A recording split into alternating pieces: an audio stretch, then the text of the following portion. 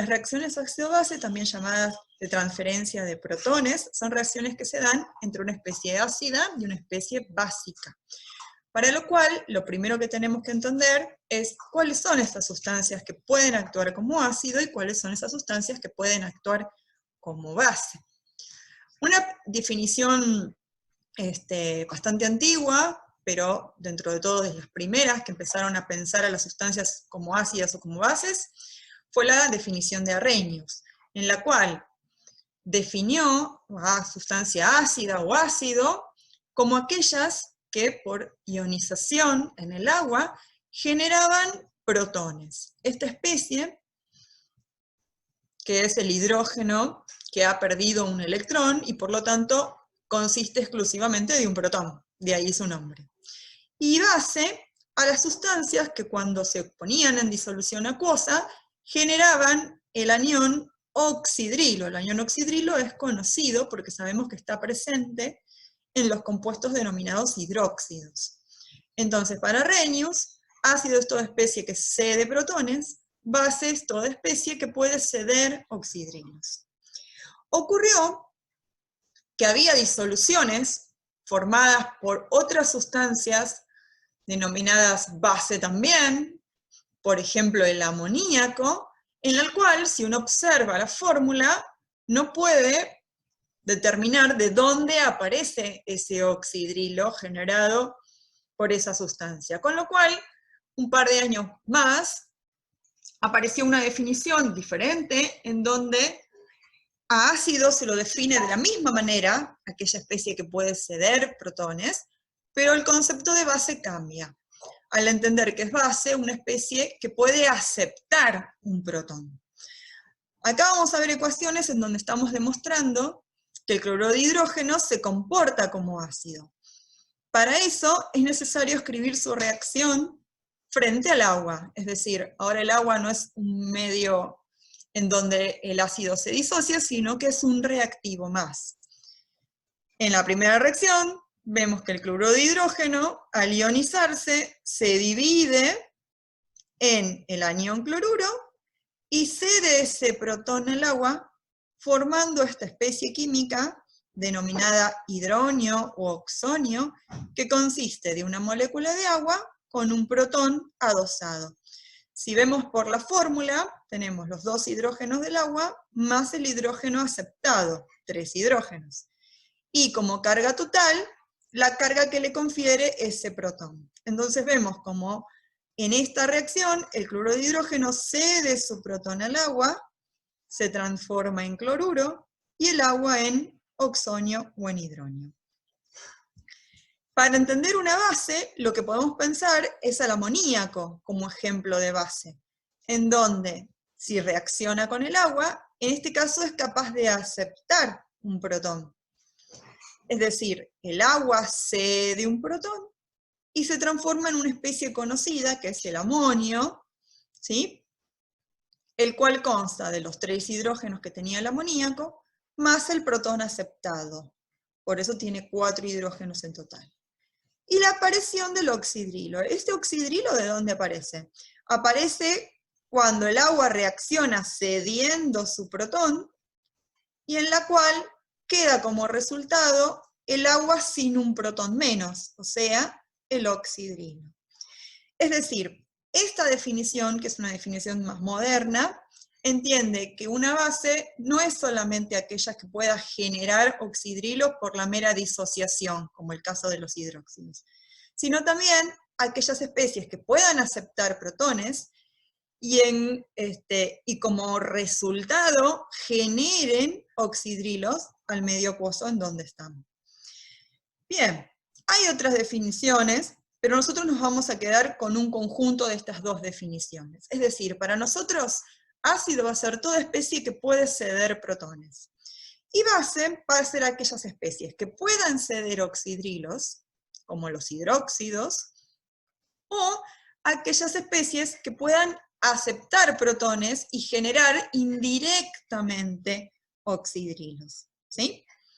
Bien, acá podemos ver otro ejemplo en donde en este caso el fluorhídrico, el ácido fluorhídrico, estaría actuando como ácido, al ceder un protón al agua y generar el fluoruro. Y además el catión oxonio. Esto es una reacción neta de transferencia, es decir, el fluorhídrico transfiere el protón al agua. De ahí el nombre para estas reacciones de reacciones de transferencias de protones. Es decir, el ácido transfiere su protón al agua en este caso, que si uno lo piensa, está actuando aceptando un protón, con lo cual se estaría comportando como base. El ácido transfiere un protón, en este caso al agua, que se estaría comportando como base porque es una especie que tiene la tendencia de aceptar un protón. ¿Sí? En los ejemplos anteriores vimos que estas reacciones, vamos por atrás, pueden ser reacciones completas, como en el caso del cloruro de hidrógeno, o pueden ser reacciones parciales, como en el caso del fluoruro de hidrógeno. Eso va a hacer que nosotros podamos clasificar a los ácidos y las bases en ácidos y bases fuertes y débiles. Entonces, van a ser ácidos o bases fuertes aquellos cuyas reacciones ácido-base sean completas e irreversibles. Y van a ser ácidos o bases débiles aquellos cuyas reacciones sean parciales o reversibles. Recuerden que eso lo representamos con una flecha doble. ¿Por qué lo representamos con una flecha doble? Porque este tipo de reacciones, las reacciones reversibles, si ustedes recuerdan, tienen la propiedad o tienen la característica de, así como los reactivos, generar productos, esos mismos productos volver a generar reactivos. ¿Sí? De ahí el nombre de reversibles. Es decir, existe la reacción inversa a la reacción directa que yo estoy escribiendo. A diferencia del caso de las reacciones completas, en donde la reacción inversa no es posible. ¿Sí? Entonces, ácidos y bases fuertes y débiles se clasifican según si su reacción ácido-base es una reacción completa o es una reacción parcial por el hecho de ser reversible. Recuerden de que el hecho de que sea una reacción reversible trae asociado un montón de conceptos. Las reacciones que son reversibles no tienen un final, ningún reactivo se consume, sino que, por completo, sino que llegan a lo que nosotros llamamos un estado de equilibrio químico. Tienen una constante química asociada, ¿sí? O sea, todo eso que nosotros sabemos para reacciones de equilibrio se va a aplicar en estas reacciones ácido-base. Bien, acá puede aparecer una pregunta por parte de ustedes, como por ejemplo, ¿y cómo sé cuáles son ácidos fuertes y cómo sé cuáles son ácidos débiles? Bueno, hay una lista, ¿sí?, de ácidos y bases fuertes que hay que recordar. Yo se las voy a dictar para que ustedes la puedan anotar en sus casas y de paso repasar un poco de nomenclatura. Por ejemplo, ¿quiénes van a ser los ácidos fuertes? Van a ser los ácidos fuertes el ácido clorhídrico, el ácido bromhídrico, el ácido iodídrico, el ácido nítrico, el ácido perclórico, el ácido clórico, el ácido tiociánico y el ácido sulfúrico y selénico, pero solo en su primer protón. Si ustedes recuerdan la fórmula del ácido sulfúrico o la fórmula del ácido selénico, esos ácidos contienen 2 protones. Su primer protón, o sea, la ionización del primer protón es una reacción completa e irreversible. Decimos que su primer protón es fuerte, mientras que la ionización de ese segundo protón, ¿sí?, es débil, o sea, tienen un primer protón fuerte y un segundo protón débil. Los invito a escribir las reacciones y preguntarnos en consultas de cómo sería una reacción ácido-base, por ejemplo, para el ácido sulfúrico, en donde tengo que escribir primero la reacción del protón fuerte y segundo la reacción del protón débil. Bien, otro concepto que aparece, que es muy interesante cuando yo tengo especies débiles, es el concepto de par ácido-base conjugado. Fíjense lo siguiente. El ácido fluorhídrico, como tiene la capacidad de ceder protones, lo podemos definir como ácido, correctamente. Ahora, cuando el ácido fluorhídrico cede su protón, termina como producto como el anión fluoruro. Ahora, si yo observo la reacción inversa, la reacción donde el fluoruro puede reaccionar con el oxonio, aceptar un protón y volver a generar agua y ácido fluorhídrico, se está comportando como base.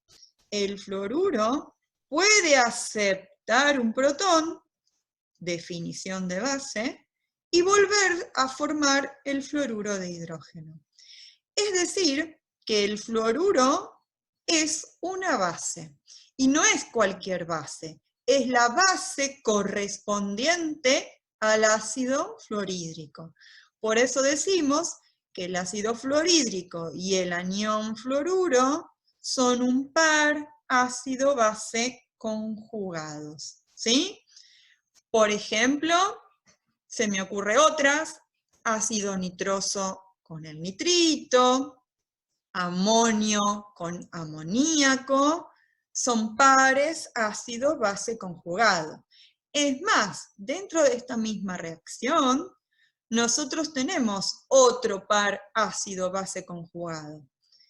El oxonio es una especie que es capaz de ceder protones, se lo cedió al fluoruro en la reacción inversa, y generar agua, que sería su base conjugada.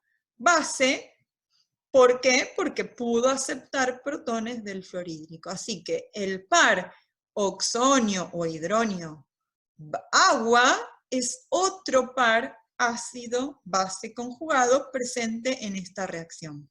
Siempre en las reacciones ácido-bases tenemos dos pares de ácidos-bases conjugados. Alguien que en principio cede su protón, alguien que lo acepta, y en la reacción inversa, alguien que lo cede y alguien que lo acepta.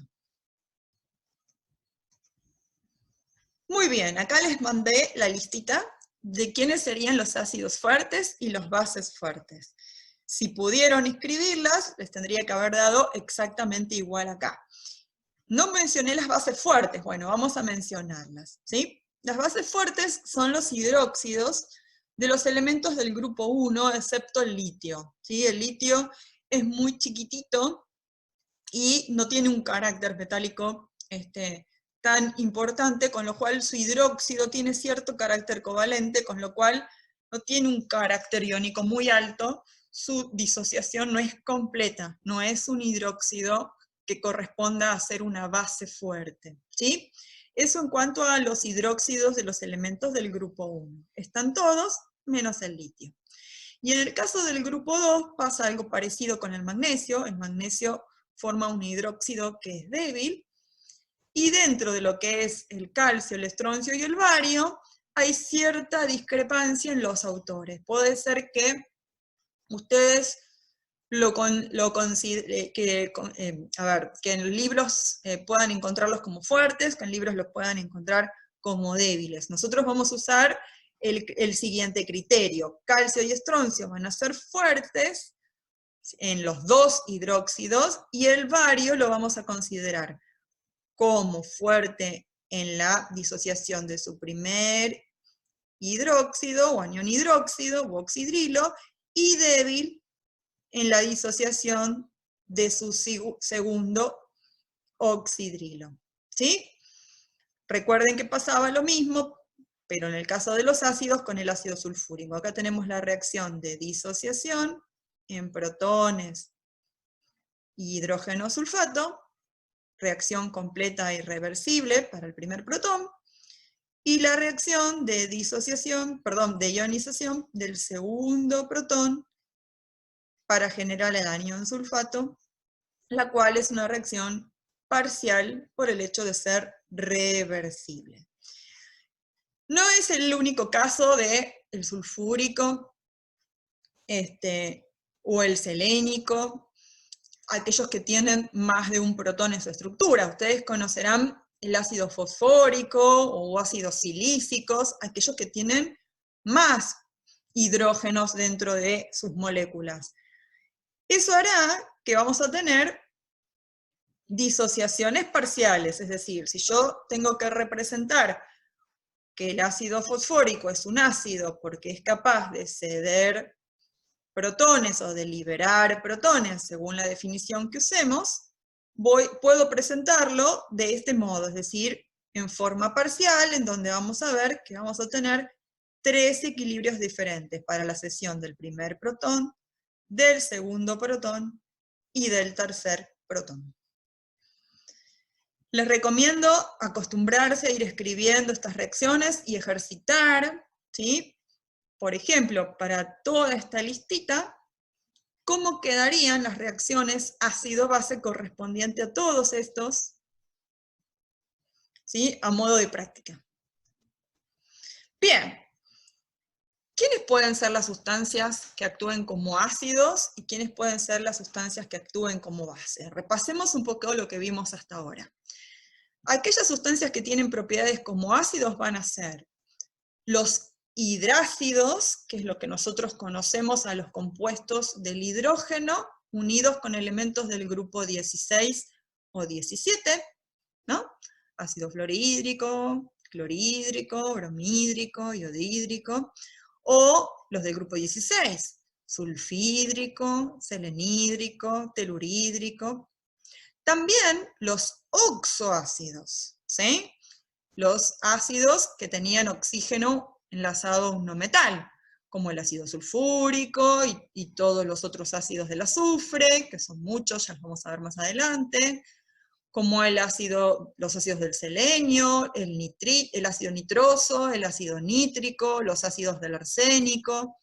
Todos los que sean oxoácidos, también el nombre me ayuda a reconocerlos, se van a comportar como ácidos. Y en el caso de las bases vimos que en una definición más antigua es reconocido que los hidróxidos actúan como base, pero también en una definición más moderna el amoníaco, ¿sí? Nitrógeno, hidrógeno 3, es reconocido como base. Acá hago un paréntesis. Hay otros compuestos de los que nosotros no nos vamos a encargar por ahora, que son compuestos del carbono, ¿sí? Que también tienen propiedades de ácido o de base. Cuando ustedes cursen orgánica, o si ya cursaron, van a poder reconocer nombres como ácidos carboxílicos, ¿sí? Entre los que se destacan algunos que son muy conocidos, como el ácido etanoico o ácido acético. Y las aminas, que son compuestos del carbono derivados del amoníaco y por lo tanto también tienen propiedades de base, ¿sí? Bien, nosotros no vamos a trabajar con ellos, pero esas sustancias tengan en cuenta que también son ácidos o bases. En particular, si quieren para recordarlos, todos los ácidos y bases derivados de los compuestos del carbono son débiles, ¿sí? No están en nuestra lista de ácidos y bases fuertes. Pero también hay otras especies que tienen propiedades de ácido o de base en cuanto a que puedan aceptar o ceder protones, ¿sí? O incluso generar la aparición de oxidrilos. Por ejemplo, algunos iones, ¿sí? Es el caso de los iones que provienen, de los cationes en especial, que provienen de hidróxidos débiles. ¿Por qué? Porque al provenir de hidróxidos débiles existe la capacidad de, al encontrarse con moléculas de agua, de volver a formar ese hidróxido. Pasa, por ejemplo, con los cationes de los elementos de transición o los elementos del bloque D.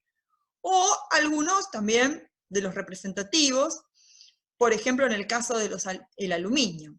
Cuando yo disuelvo una sal de aluminio, por ejemplo, cloruro de aluminio, al ser un electrolito fuerte, se va a disociar. El anión cloruro no va a tener la posibilidad de formar su ácido correspondiente. ¿Por qué? Porque el cloruro proviene de una especie que es un electrolito fuerte y su reacción de formación está prohibida, es decir, el cloruro no puede volver a formar el ácido clorhídrico, no existe esa reacción inversa. Pero en el caso del catión, por ejemplo el aluminio proviene de un hidróxido que es débil, existe su reacción inversa. Vamos por aquí para repasarlo. Por ejemplo, el bario, si puede unirse o conseguir un oxidrilo, es capaz de volver a formar el hidróxido correspondiente, o por lo pronto este catión. Pasará lo mismo con el anión fosfato. El anión fosfato tiene la posibilidad de, si consigue un protón, volver a formar el anión hidrógeno fosfato. ¿Qué pasa con las especies fuertes? Por ejemplo, el hidrógeno sulfato, el cloruro. Aunque consiguieran poder obtener un protón, es imposible volver a formar la especie fuerte. ¿Sí? Bien, en el caso del aluminio, encima la reacción es compleja, porque como el hidróxido del aluminio tiene 3 oxidrilos, la reacción se da en 3 etapas. En una primera etapa adquiere un oxidrilo e indirectamente se libera un protón. En una segunda etapa adquiere otro oxidrilo y se libera otro protón. Y en una tercera etapa incluso se puede adquirir otro oxidrilo, formar el hidróxido, última etapa, y liberar protones. Bueno, la cuestión es que el catión de aluminio indirectamente generó protones en el medio. Y eso lo categoriza como un ácido. Hay otros cationes que por otro mecanismo pueden generar protones o hidronios, ¿sí? Que son análogos. Por ejemplo, el amonio. Si yo tengo una sal de amonio, se disuelve la sal, aparece el catión amonio. El catión amonio tiene propiedades de ácido porque es capaz de ceder un protón al agua y obtenerse protones o hidronios. Acá va otra aclaración. Dependiendo de la definición que yo use, puede pasar que demuestre que una sustancia es ácida a partir de que genera protones o genera hidronios. Vale decir que las dos especies son totalmente análogas, ¿sí? Si yo lo pienso, el protón es una especie ficticia, es una manera de notar, ¿sí?, la generación de esta especie química, y el hidronio sería, en principio, un protón adosado a una molécula de agua, lo cual también es ficticio, ¿sí? La realidad es que ninguna de estas dos especies químicas existe como especie tal que se pueda aislar, ¿sí? Está demostrado que en realidad la especie química protón consiste de una jaula, se llama clúster, de hasta 7 moléculas de agua que contienen en el centro de esa jaula a esta partícula. Imagínense que a los fines de poder escribir una reacción, una ecuación química, eso complica muchísimo la notación, con lo cual podemos usar la especie protón o podemos usar la especie hidronio, cualquiera de las dos corresponden a la misma especie. ¿Sí? Es una notación que usamos para referirnos a esta especie protón en el agua. Bien, entonces vimos que algunos cationes podían actuar como ácidos, ¿sí? Al generar protones indirectamente o hidronios, que es lo mismo, en el medio donde se disuelven. Hay algunas sustancias que pueden actuar, hay algunos otros iones que pueden actuar como base, y ese es el caso de los aniones que provienen de ácidos débiles. Si un anión proviene de un ácido débil, puede aceptar un protón para volver a formar ese ácido débil, ¿sí? Entonces, todos los aniones derivados de los ácidos que nosotros consideremos débiles van a tener características de base, ¿sí? Eso ya lo charlamos. Es decir, si yo tengo una sal que al disolverla genera un anión que proviene de un ácido débil, ese anión puede volver a formar su ácido generando indirectamente oxidrilos, que es la especie característica de los sistemas básicos. ¿Sí? Fíjense que en el caso de sulfúrico, el único que tiene propiedades de base es el sulfato, que puede formar el hidrógeno sulfato. El paso que sigue no es posible, no existe, ya que sería la formación del ácido sulfúrico, y eso es un proceso imposible. ¿Sí?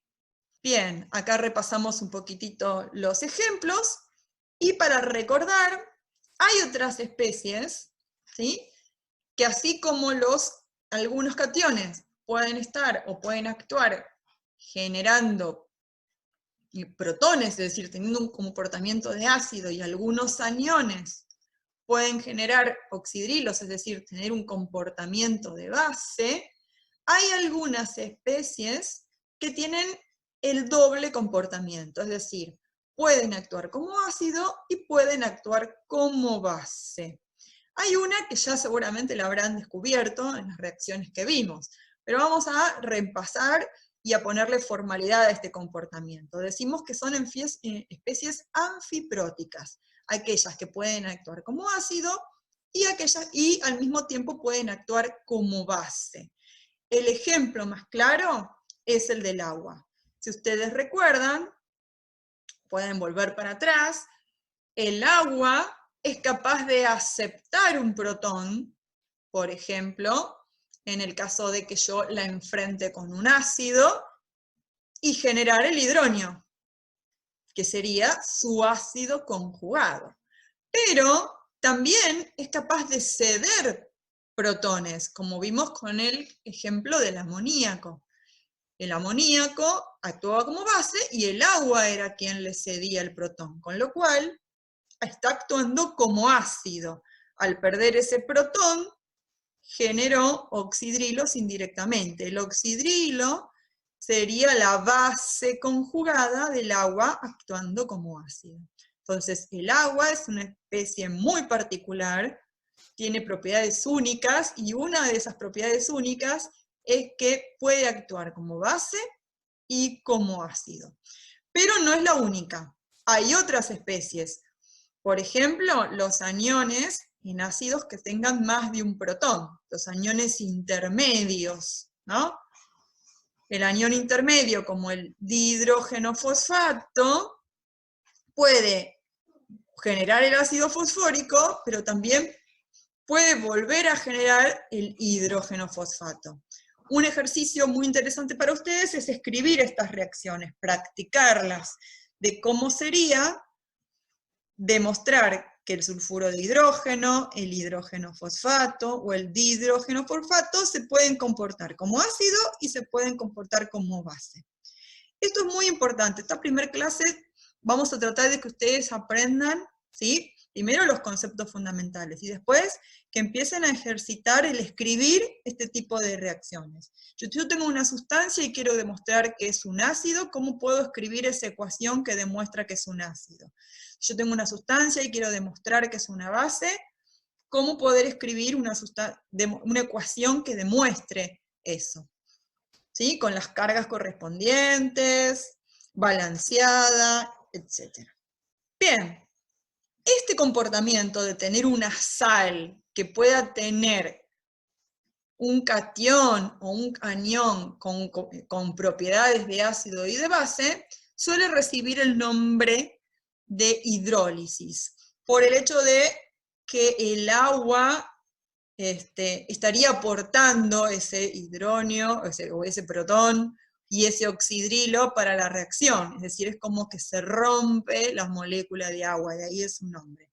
Repasamos algunas, vimos recién el cianuro, el fluoruro, el bario, el aluminio, ¿sí? En el caso del aluminio, acá tenemos una cuestión interesante para plantear. En el caso del aluminio, vimos en las reacciones anteriores, ¿sí?, que se podía llegar hasta el hidróxido de aluminio. Esto no es así. Lo vamos a dejar como punto suspensivo. Es decir, dependiendo de la cantidad o la concentración de anión hidróxido que haya en el medio en donde yo estoy poniendo la sal aluminio, puedo llegar hasta el hidróxido o puedo llegar a tener una especie aniónica. Muy bien. Bien, y a modo de resumen vemos que los aniones que vienen de ácidos débiles sí pueden hidrolizarse, es decir, tener comportamiento de base, aceptar un protón y formar el ácido correspondiente, mientras los aniones que provienen de los ácidos fuertes no se hidrolizan, no tienen este comportamiento de base. Lo mismo pasará para los cationes. Los cationes que vengan de hidróxidos débiles pueden actuar como ácidos. En su afán de volver a formar su hidróxido, van liberando protones al romper, entre comillas, moléculas de agua para extraer ese oxidrilo, ¿sí? El lenguaje es un poco coloquial. Y, por supuesto, los cationes que derivan de hidróxidos fuertes, ¿sí?, no tienen esa propiedad, no pueden hidrolizar, no pueden formar el hidróxido correspondiente al considerarlos fuertes.